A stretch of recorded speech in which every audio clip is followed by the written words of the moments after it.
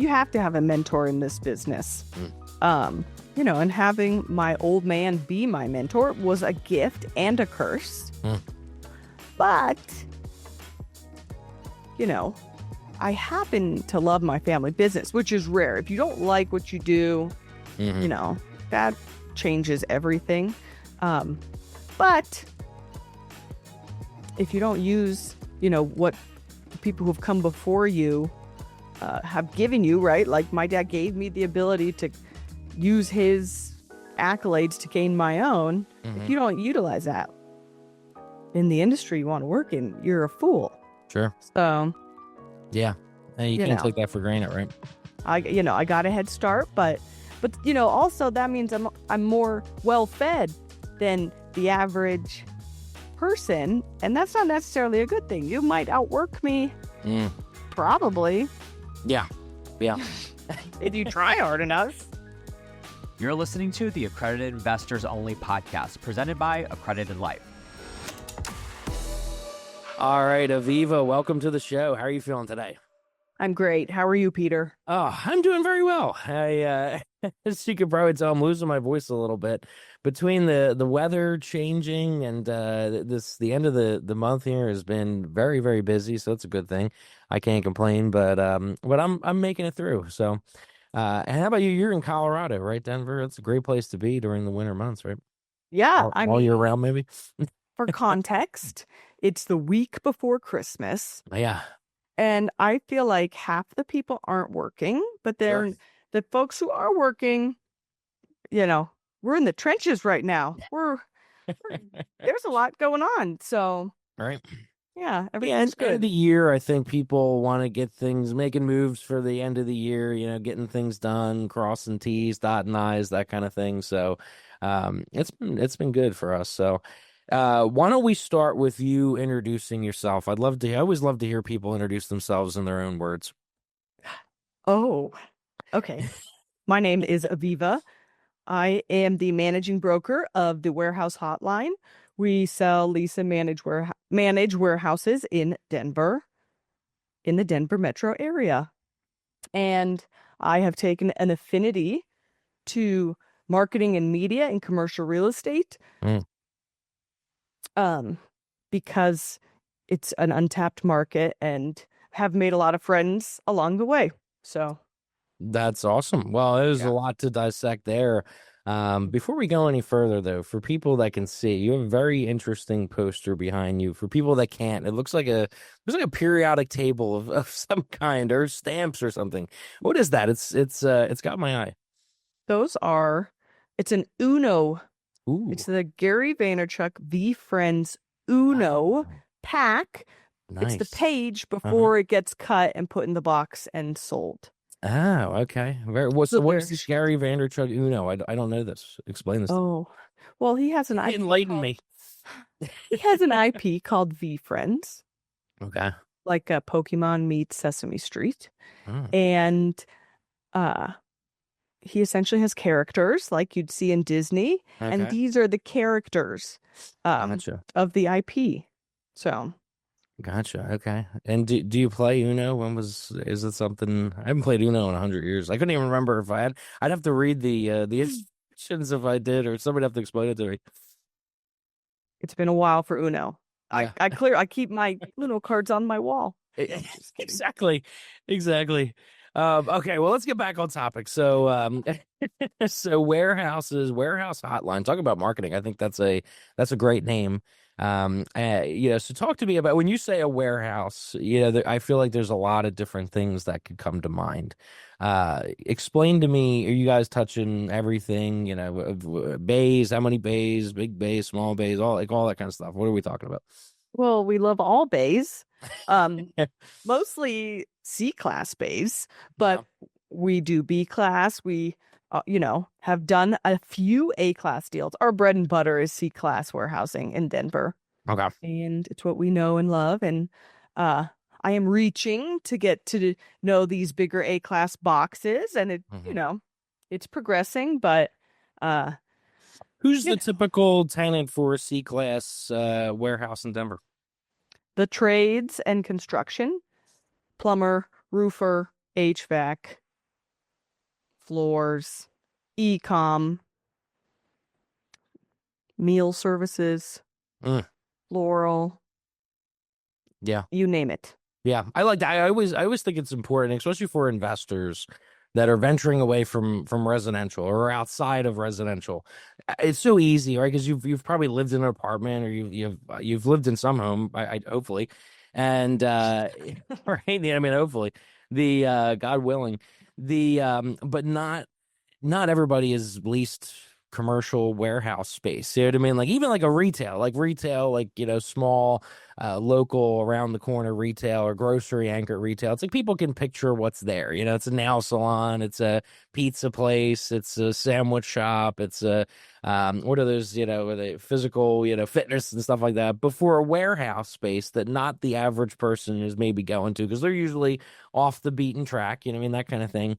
When they go to invest in that, I often wonder, do they have any idea, of who that tenant's going to be if you get a vacancy or something like that? And I love you just, listed off a handful of possibilities there. So it helps to put things into perspective and kind of see some reality. It is simple. We do simple things. We rent boxes, we sell Yeah. boxes, and we keep it, and then we want as much access and parking to our boxes as possible. Mm-hmm. And the higher the ceiling in the box, the better. Yeah, right. So, but we have found even in an economic downturn, your plumbers are still, the trades, the folks around your house are still busy. Sure. It's we deal with more mom and pop, people out of their garage, Mm. people out of storage units, you name it, which are the bread and butter of our country. Yeah. But they're good people and we all make a living, and vacancy is like very, very low. Higher right now in December of 2024 than any other time in my career, but Really? 10 What do you think the driver is for that? Okay, well, I've been working in this business for 10 years. Wow. Okay. So over 10 years, e-commerce has exploded. And that, the after effects of it were on the warehousing industry. So Sure. we've seen, warehouses suddenly became the most popular product type because e-commerce surged and COVID pushed it 10 years into the future. So, rents exploded in that time. Then the debt markets crashed in July of 2022. And realistically, sale prices and rental rates have gone down, I would say 20 to 25% from the all-time highs in 2022. Sure. So That makes sense. Now, do you remember like where was it at, about 10 years ago versus where it was and the highs there? And then too, it's not just that, it's the net leases as well. Like where you never heard of like a triple net lease in industrial, did you? 10 years ago, it was a lot more rare, right? correct. They were all gross. Triple net leasing is very heavily in the landlord's favor. Sure. But another aspect of like these small bay tenants, I'll say 50% of the time, because these are folks in construction and the trades, you get the unit back nicer. Like I love renting to flooring companies because I know I'm going to get great floors when I get the unit back. Yeah. So the trades, they build out kitchens and Sure. offices and then they leave them and it's like, oh, this is nicer than when I gave it to you.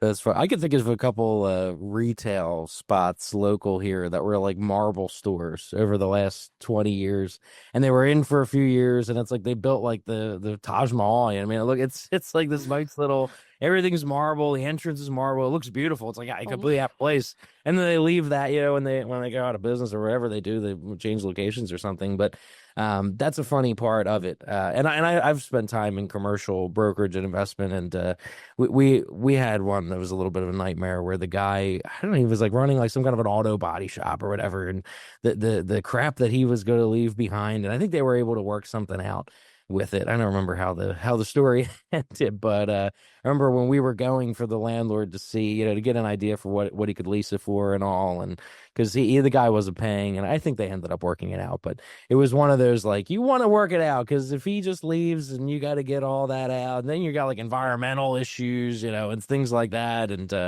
Yeah. so it's but to your point, there's the opposite side of that as well. The instance that you just described Mhm. has happened to me this year. Uh-huh. And if I probably think long and hard about it, probably has happened in the past as well. Yeah. There are great automotive Mhm. users. We love automotive properties, but some are pills and they have a lot of junk. Sure. Oh my God. So it's a I funny one. was at one time and there was this adorable little pit bull, just like so happy to see people. And I'm wearing white pants. I don't know what the hell I was thinking. It was a summer day. I'm wearing white dress pants. And he comes up and he's like, all over me and I'm petting him and all. And I look at my hand and it looks like I stuck it into like a bag of coal or something. It was like he was the dirtiest junkyard dog I've ever, but he was so adorable. I had crap all over my pants. But yeah, that's usually my experience with the auto side of that kind of leasing. But they could be there's businesses are can be really amazing. I don't know. Hopefully they're all in the up and up. But taking lemons and stuff like that, chopping them up, and they sell the parts and things like that. It could be very, very good business. So how did you get into this space? Is this a family business? It looked like on the website. Were you working with your dad or? Yes. My Okay. my grandfather bought the first warehouse in our family in 1984. Oh.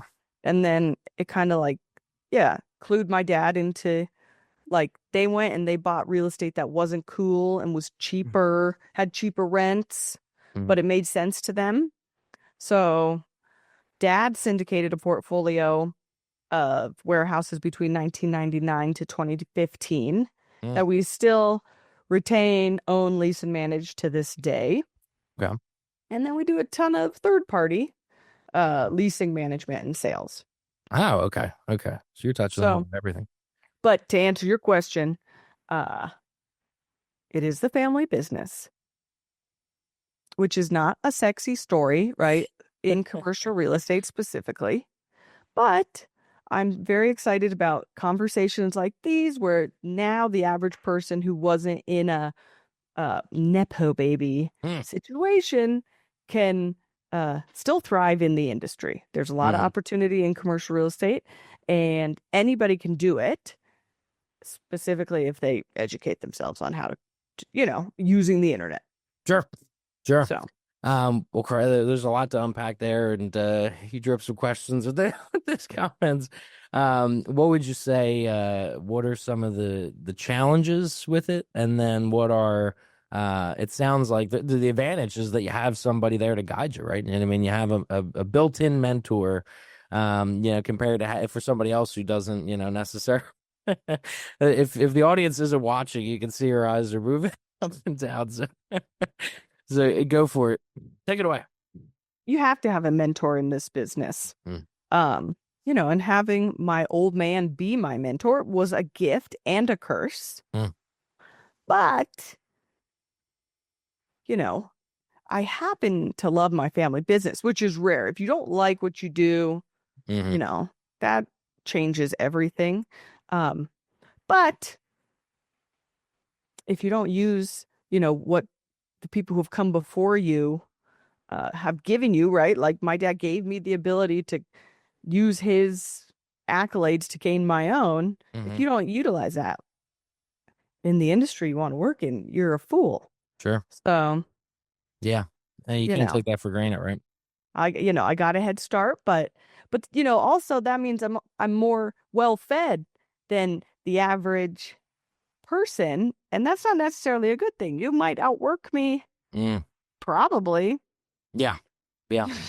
If you try hard enough. I will. I know exactly what you're saying, and I have a personal experience in that with people that I've worked with on the brokerage side. I don't want to say too much because they might know who I'm talking about, but I've worked for people that were like that. They grew up with no spoon in the mouth at all. It wasn't gold or silver, it was platinum. There was no spoon, and the work ethic, the drive, and in commercial real estate. I mean, especially through the '90s and the early thousands and all. Where the markets have changed and just been able to do amazing things, and then other people that where the opposite was. I always felt like the drive was a little bit different. They just show up a little bit differently. So I agree with you there, and that's that's really good insight, and just something. I like your mindset around it. You know what I mean? I think you realize it, right?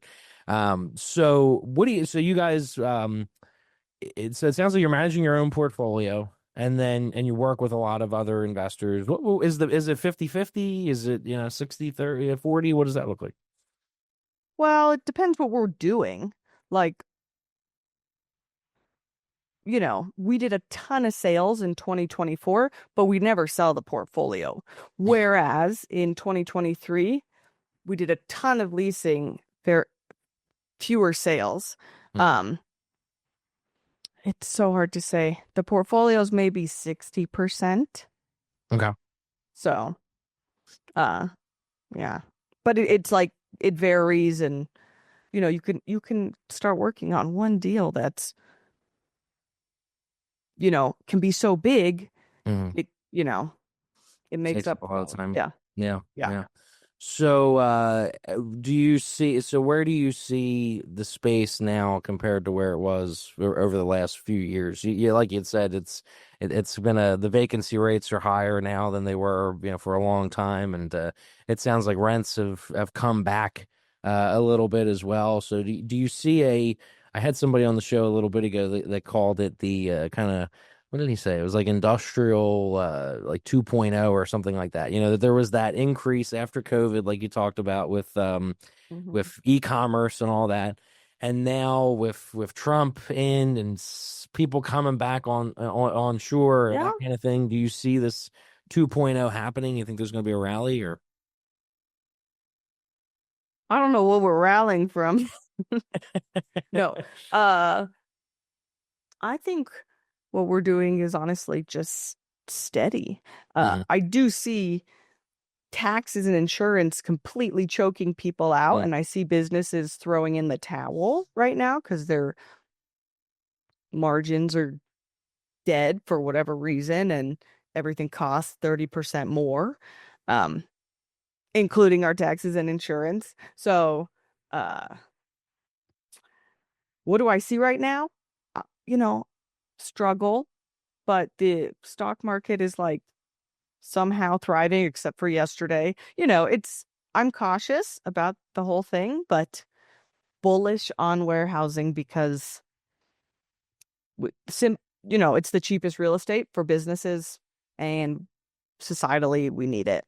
Mhm. So, and then for brokerage, it's like any type of motion creates action and deals for us. So Mhm. we'll work harder and make less, but we'll still be fine. No, that makes a lot of sense. Now the market in Denver, have you seen, is there a lot of new supply coming online over the last few years, or is the ground for that? What does that look like? Sure. Denver has exploded in A-class large facilities. Now 100,000 square feet is small, right? Hmm. It used to not be small. It used to be big. Sure. But um, they're not building what our product type just because it's too expensive to build them right now. It's cheaper to buy it. Hmm. But they're building these massive, massive A-class boxes. I mean, Denver International Airport is America's central port, Mm. and there's a huge industrial just spattering of Fortune 100 companies with million square foot warehouses Hmm. right there. So Denver's a logistics hub, and they are building massive warehouses along all the major access points. for various reasons. Hmm. Now, do the massive, multi football field, and I see them over in Jersey, like when you cross the bridge, it's just unbelievable the size of them. Do they feed to the smallers? I mean, that's like kind of that last mile. Like, do trucks go from those to a certain point where they need to drop off or somehow, in some way to the smaller ones, or because it sounds like from what you said about tenant wise, it's just that's not who the tenant typically is. The tenant is typically a local contractor or something like that, a construction company. I'm sorry. Yeah, those big boxes, those are like last mile delivery. Okay, Target. they are. Mm-hmm. Yeah, Target, Home Depot, Amazon. Mm-hmm. There's a Pepsi plant. There's a Microsoft plant. They're building the Zinn plant. Mm-hmm. Like, Really? those are kind of like headquarters that we're getting. But in terms of, yeah, there's a lot of just like delivery. Yeah. So there's not a lot of correlation between the big giant class A's and the smaller C's very much. I wouldn't say so. No. Okay. Yeah. In my opinion. But Sure. Are you seeing a lot of redevelopment going on? Like that was something in the Philadelphia area years ago. There were areas that had a lot of old industrial that had popped off into resident. Well, at first they were kind of offices, then they gone to residential. So I'm curious in the Denver market, has the industrial market stayed industrial, or is there areas that have gone, have been redeveloped into office or residential or something like that? yeah, I where we own and run weren't ever in the we're still in the real industrial parts of town, but Okay. there are neighborhoods in Denver that have like totally popped off that were industrial, and now and those were like neighborhoods you wouldn't go to alone at night 10 years ago, but now it's like they turned all these warehouses into restaurants and built a bunch of Sure. apartments, and It's like hip and cool, right? I'm like, I can't believe I'm eating dinner in a warehouse right now. Yeah. Like, this is gross. I know what happens in here, and I can't believe it. No, I'm just kidding, but not. So and that actually speaks to the next thing I want to talk about with you is the marketing and the media and all that kind of stuff. So just because I'm just thinking like the brand, that's what led me there is, taking that warehouse, how you change the image of it, you redevelop it and you change the brand and all. Next thing you know, you had something that had, old crap sitting around in it and, storage of, mechanical and all kinds of, contractor materials and things like that. To now it's a hip and trendy restaurant. And you could do that online in a lot of ways with your website. All right. You could do a lot with the power of a little redevelopment and some good branding around it. So talk to me about what you do for the business when it comes to marketing and media and all that kind of stuff. Oh my gosh. Well, it's an endless pit, right? Just having a huge social media overhaul, all the platforms. Having a podcast helps create the content for that. Mm-hmm.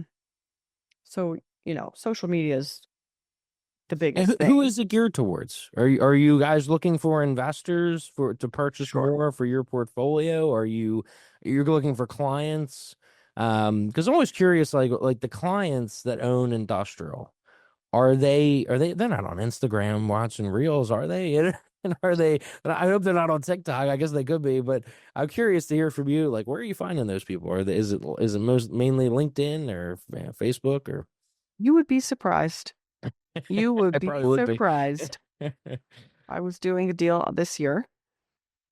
An older gentleman, I don't know, and he's just retired Mm-hmm. in the construction business. Mm-hmm. I call him first thing in the morning. Hey, what are you doing? Probably in his 60s, 50s or 60s. He's like, I'm scrolling on TikTok. Wow. Yeah, and that happens more often than you think. So, you just never know where people are looking. Twitter is crazy for commercial real estate. Okay. LinkedIn's crazy. They're all very powerful in their own way, Mm-hmm. which is why we try to use them and figure out what works. is it for, but a lot of it is right now for clients to our brokerage. Mm-hmm. Could I raise money in a second from people who follow me or friends and family? Yes. Like that media presence Sure. really instates what we do. And Mm-hmm. I've made posts on Instagram before being like, if I raise money for a deal, like, would you want to? And I couldn't believe how many people. Wow. So that's like the power of Mm-hmm. more, because so everybody's addicted to social media, so you might as well show up there anyway. Yeah, right. So how do you craft the content? What are you saying? And how do you find out what to say? Oh, you just want to make value add content for the viewer and the listener. Uh, you know, my journey posting on the internet has been an evolution, right? You change and what you want to share changes, but as long as you create content that has value for the listener, I talk about commercial real estate. And if people want to learn about commercial real estate, then they'll follow me because Mhm. I give them value instead of like pictures of me in a bikini on Sicily. You don't want to see. Well, that you make a good point on the value, and it's I think it's easier said than done. You know what I mean? It's just like, um Yeah. right. It's true. It's a grind, isn't it?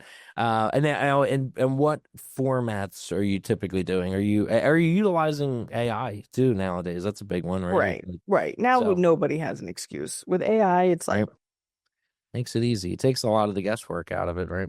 Or I the empty mean, page takes away. it's like having a wall to bounce things off of, and Mm. the wall knows everything. I like that. That's a good way to put it. Yeah. It's, that doesn't mean copy paste what ChatGPT says. It Mm, means conceptualize and mm, then make some authentic, genuine content to you using your soundboard. mhm. So it's unbelievable. That's a good way to put it. And now, do you do written content, video, combination of both, or what's that look like? Yeah. Mostly video, Okay. but like, you gotta tweet. You gotta get on LinkedIn and write some things. Uh, and the podcast.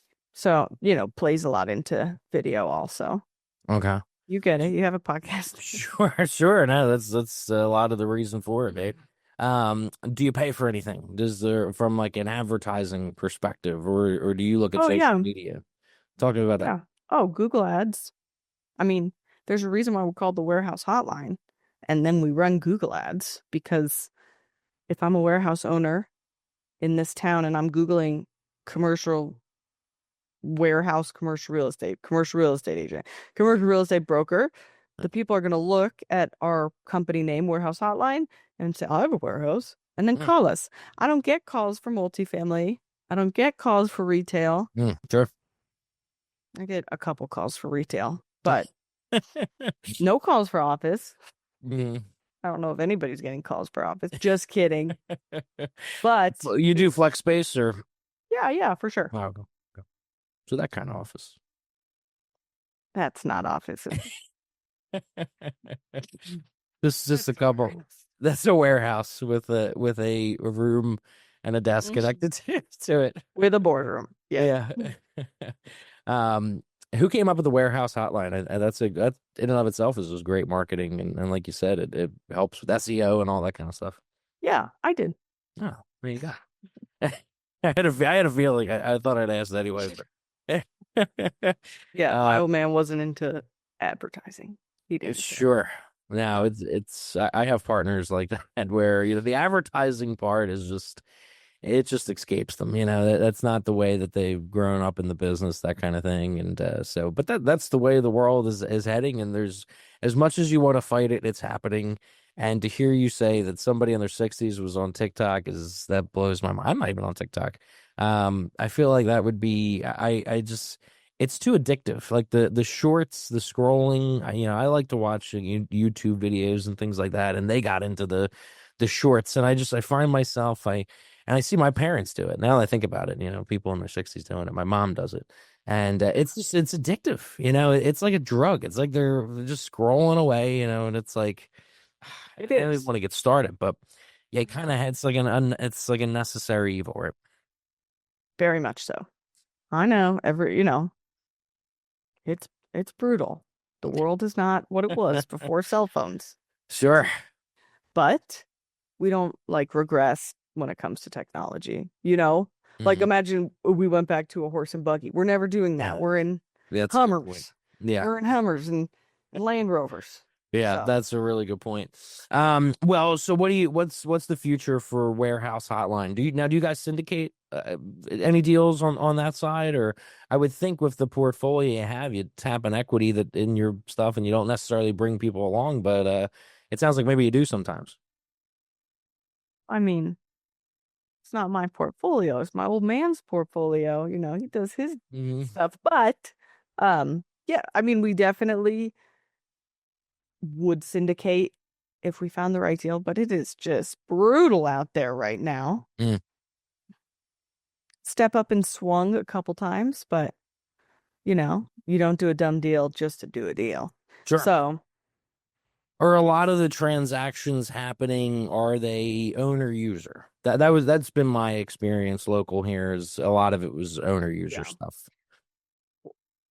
owner user or like a fund, like a Mhm. huge Yeah. Yeah. fund. When I said that, I thought there's a fund around here that has went out and large, well capitalized, and has just bought like nearly every industrial bill. You drive around, their names on everything. It's unbelievable. Now this was I don't know if this was pre-COVID or it was at the perfect Wow. time because it was like I think they got lucky in some senses there. It's like there always has to be a piece of luck when you time the market that well. But and in the For Philadelphia sure. area, I think it's like what you're saying, where unless an industrial owner, warehouse owner, unless you have lived under a rock for the last few years, your building is worth a lot. And you've probably gotten 50 million calls. Do you guys do cold outreach and stuff like that, or Hell a yeah. part of the hotline? Or Hell yeah. when you say hotline, I'm picturing a room where there's half the room is the cold, outreach, smile and dial, and the other the phone's ringing like one of those TV PBS drives or something like that. That would be my dream. That would Would be that my wouldn't dream. that be great? Um, Definitely cold call. I like cold calling. I prefer to do that all day than probably anything else. Really? So yeah, just like talking to old people. Just kidding. I like talking to warehouse owners Uh, and wealthy people and elderly people. And that's pretty much the categories that you call uh, business owners. sure. Once you once you figure out how to cold call, get over the trauma of people cursing you out once in a while, Uh, and you learn how to do it, you can strike up some good conversations. yeah. I've done tons, Yeah. and I completely agree with you. It becomes like a game, where it's just you have to learn to have fun with it, and but it does take a special kind of person to enjoy. I wouldn't say I necessarily ever enjoyed it, but I appreciate it for what it is, and you can have fun with it and have a very fulfilling, satisfying day. When things go right and you have meetings are set up from it and you get appointments and because then when you're out at the appointments, that's times when you're not having to cold call. In my in my mind, so Yeah. No, I took years of me to program my brain to like cold calling. program the prey. I like that. This is not without lots of effort. So, So taking the crystal ball out, where do you think the next 12 months or so, where do you think it's going to go? You think the vacancy is going to tick up a little bit? Or occupancy is going to tick up a little bit. How do you think interest rates are going to affect moving forward and all? What's your thoughts? What are you excited about for the market, or what do you maybe a okay. little scared Okay, what about? am I excited about? Okay. I was going negative. So I do think the market's going to crash. Oh, yeah? I do think it's all super inflated, like Mm. the stock market. Oh, sure. Yeah. Like everybody who like thought about the stock market in the last year is a winner. I'm like, it's all too inflated. I think it's going to crash. And then I'm going to go shopping into the stock market and capture the gains of, the fact that the stock market will crash. People will panic sell. Sure. And that is the best time to buy. Yeah. So, I was asking the question in reference to industrial, but I know I intentionally didn't answer it. I like how you went that way. No, industrial will be fine. Maybe a little bit of pain, a little longer lease times, but it's we're gonna be we're good, thankfully, in the small bay industrial world that we work in. So, what do you think would happen in the large in the class A? That's such a large space. You just see these monster multi-football field places. Like, how long can that last for?